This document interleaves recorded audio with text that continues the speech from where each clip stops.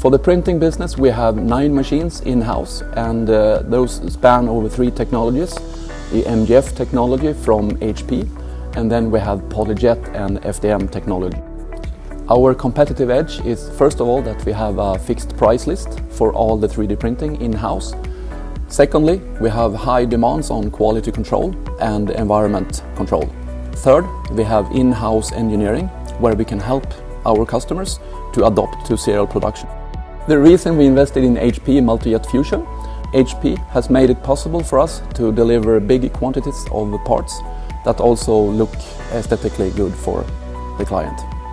The most advantage for the technology that we see is the very high speed.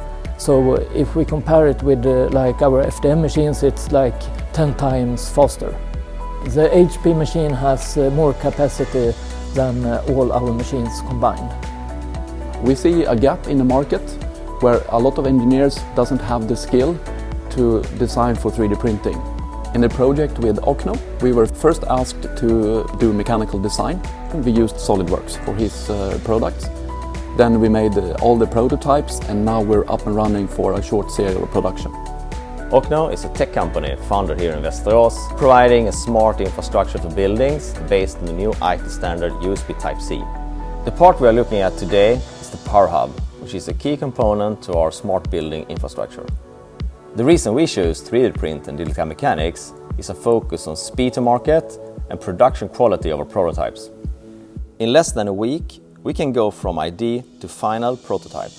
When we show our prototypes to the customer, the quality is so good, they think it is the real product.